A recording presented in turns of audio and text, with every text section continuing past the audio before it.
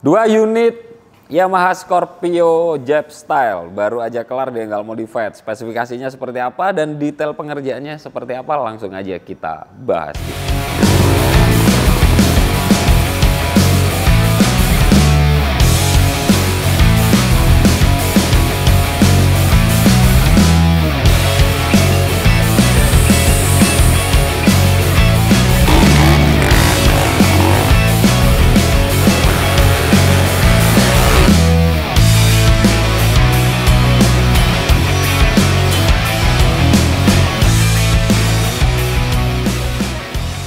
Halo, selamat sore umat manusia. Balik lagi dengan saya Enggal dari Enggal Modified Banyuwangi. Dua unit Yamaha Scorpio bergaya Jap Style. Sebenarnya ini bisa disebut bobber juga dan sebagainya. Tapi kalau menurut saya ini lebih masuk di Jap Style sih. Kalau bobber itu cuman di tipe bannya aja pakai gede, swallow klasik, dan ya kurang ke untuk masuk ke bobber itu masih kurang kalau menurut saya. Tapi balik lagi ya, terserah orang-orang lah, karena konsep sekarang itu udah campur aduk gitu sih. Suka-suka aja, beda ban udah beda penyebutan namanya, seharusnya ya lebih banyak lagi ya, tipe framenya sedikit naik mungkin, untuk jadi tracker bannya pakai dual purpose dan sebagainya. Kalau sekarang kadang-kadang konsep-konsep seperti ini ada yang bilang bobber, ada yang bilang Jap Style. Cuman kalau menurut saya pribadi itu masuknya di Jap Style. Gimana menurut kalian? Ini lebih masuk di konsep apa sih? Share di kolom komentar ya. Langsung aja kita bahas. Kita nggak bahas kedua unit ini, kita bahasnya satu aja karena bentuknya itu sama persis, beda di bagian tangkinya aja. Jadi kira-kira teman-teman lebih suka tangki yang lebih cembung, bulat, agak bulat seperti ini, atau yang lebih ramping dan kalau dilihat dari samping gini itu kelihatannya lebih agak ke kotak gitu. Langsung aja kita bahas spesifikasinya. Untuk dari atas dulu, kita dari stang kita pakai fat bar ala-ala motocross gitu. Kenapa? Biar di bagian atasnya nggak kurus, nggak pakai yang setang kecil sampai ke tengah. Jadi dilihatnya pun lebih enak, lebih padat, dan udah lengkap dengan holder setnya. Jadi engine cut off, lampu, electric start, lampu sein, lampu dekat, jauh, dan klakson, semuanya udah lengkap. Terus untuk pengereman kita pakai yang model standar aja biar nggak terlalu mencolok variasinya. Nggak kita pasang-pasang yang RCB atau kaliper-kaliper Nissin mungkin dan sebagainya. Tapi balik lagi, kalau teman-teman mau spesifikasinya yang lebih mewah juga boleh. Untuk speedometer ini ada analog dan digitalnya. Modelnya kita main yang bulat aja, nggak usah aneh-aneh, biar simple. Kalau teman-teman suka yang lebih simple lagi, pakai yang ala-ala KTM Enduro, itu cuma 2 jari. Lanjut lagi di bagian lampu. Untuk depan covernya ini model klasik biar masuk di konsepnya, tapi lampunya kita udah pakai daymaker yang pasti fokusnya lebih bagus. Dan jangan salah, daymaker itu ada beberapa tipe, ada beberapa grade dan sebagainya. Banyak daymaker yang keluar harganya sama tapi terangnya beda. Nggak harus mahal, tapi kalau yang mahal udah pasti bagus. Tapi belum tentu juga, tergantung yang jual. Langsung kita coba aja ya, teman-teman bisa lihat. Nah, ini fokusnya bagus, lampu jauh dan sebagainya. Lampu kotanya biru, ini bisa dihidupin dan sebagainya. Enggak ya, bukan lampu kota ya, lampu senja. Suka-suka kalian aja lah gitu. Terus dengan ukurannya 5,5 inci. Kalau teman-teman pengen pakai yang 7,5 boleh. Jadi dia sedikit lebih besar dari ini. Lebih besar 2 inci. Beda 5 cm lah, tapi kelihatan gede. Kalau saya lebih proper yang seperti ini. Untuk bracket lampunya udah pasti custom by tim Enggal Modified, sampai di bracket plat nomor, spakbor, body setnya, subframe dan sebagainya. Untuk upside down kita pakai original copotan dari Yamaha XSR, Sabre, R25, R15 dan sejenisnya. Kenapa kita pakai copotan, nggak beli baru aja, variasi? walaupun terbilang variasi harganya lebih murah, tapi kurang nyaman. Jadi kalau teman-teman mau pakai upside down, saya sarankan pakai limbah-limbahnya aja. Kalau nggak mau pakai barang bekas, beli baru dari Yamaha. Itu lebih awet pertama iya, lebih enak walaupun sama-sama made in China lah ya. Tapi ada tulisannya original dari Yamaha itu di bagian bawah, kalau nggak salah itu made in China. Tapi untuk secara kenyamanan jauh banget dengan variasi-variasi yang ada di toko. Kecuali teman-teman beli variasinya Showa, beli variasinya Ohlins dan sebagainya, itu beda lagi, beda cerita lagi.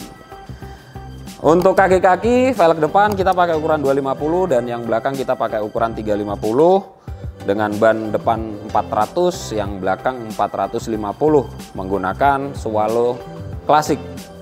Untuk tromolnya kita pakai dari KLX, lengkap disc brake-nya KLX depan belakang. Jari-jari kita pakai TDR, jadi lidinya itu dia lebih gede, chrome-nya lebih tahan, dan sekali setting dia nggak gampang kendor karena dratnya itu bagus. Jadi ini salah satu jari-jari yang rekomen menurut saya. Willwood juga bagus juga. Untuk gear set kita pakai Triple S, kalau nggak gitu kita pakai Willwood, kalau nggak gitu kita pakai TK Racing, tergantung aja ready stocknya apa. Jadi tergantung yang di gudang stok kita itu adanya apa aja. Untuk basic mesinnya udah saya bilang dari awal ya, Scorpio, rebuild total, kita main finishing sandblasting, bagian tengah kita powder coating dengan warna hitam sampai di bloknya, cylinder head, dan kalter kanan kiri kita poles. Nah, yang ini sama juga, nggak beda jauh, cuman beda di bagian tangki dan ini ada penambahan oil cooler. Jadi biar kelihatan semakin padat dan harus berfungsi dengan baik juga gitu. Lanjut lagi di motor yang ini aja lah ya, soalnya udah kita bahas dari tadi ya.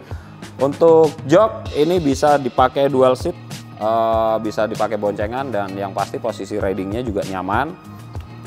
Nih, untuk tinggi 160 itu jinjit dikit lah, 165 jinjitnya nggak sampai jinjit balet gitu, nggak. Kalau kaki satu yang turun itu masih nyampe banget sih, masih aman. Jadi buat teman-teman yang tinggi badan di atas 165, 170, 175, motor ini masih rekomen lah, masih cocok.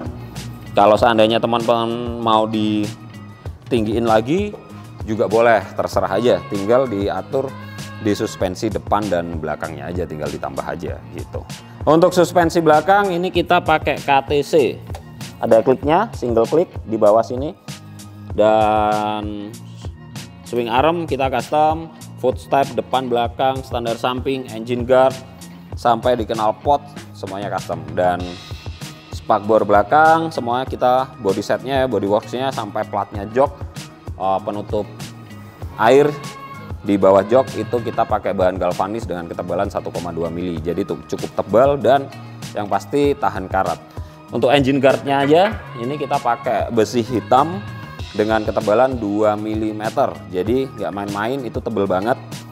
Ketika ada portal dan kepentoknya cuman wajar atau mungkin agak keras, ini engine guard benar-benar berfungsi, nggak gampang penyok gitu.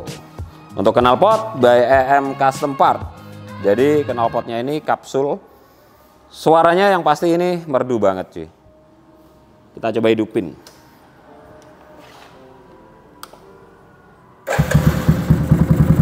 Nah, mesin dari Engkel Modified itu rebuild total ya, jadi halus sekali, electric start aman.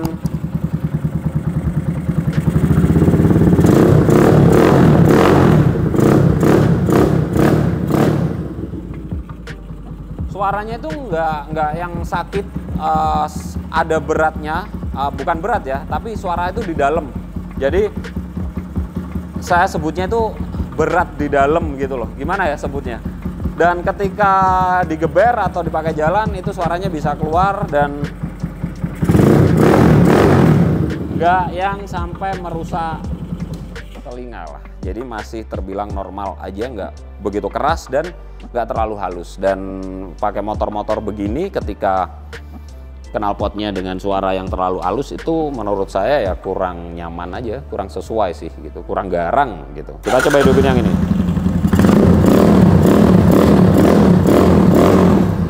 Nah, ada sedikit perbedaan di knalpot ini dari segi ukuran. Jadi suara knalpot itu bisa berbeda dari ukuran, dimensi, panjang pendeknya dan sebagainya. Bahkan leher pun juga sangat berpengaruh di akselerasi mesin itu sendiri sih. Dan teman-teman jangan salah juga ketika mungkin order knalpot di EM Custom Part, order knalpot mungkin di toko-toko knalpot atau bengkel-bengkel yang khusus knalpot dengan model yang sama, ada contohnya, ada contoh suaranya, tapi begitu dipasang di motor yang sama-sama Yamaha Scorpio atau Ninja. Kalau Ninja gitu-gitu aja ya, Yamaha Scorpio deh gitu ya. Tapi suaranya kok berbeda. Belum tentu suara itu bakal sama persis. Kenapa? Karena memang settingan dari mesinnya itu beda-beda. Jadi ada yang sedikit diborosin, ada yang benar-benar standarnya motor, ada yang mungkin waktu kita bikin contoh atau bengkel yang lain bikin contoh itu mesinnya udah pistonnya lebih besar, nggak nol ya, oversize-nya itu sangat berpengaruh juga di suara. Jadi cuman nggak terlalu jauh lah perbedaannya gitu. Tapi kalau udah terlalu jauh ya mungkin tipe knalpotnya itu yang berbeda gitu sih. Nah, itu sedikit penjelasan soal part custom, parts variasi, atau parts limbah-limbah dari beberapa motor yang bisa dijadikan referensi untuk teman-teman ngebangun motor. Oh, kalau suspensi lebih enak pakai copotan.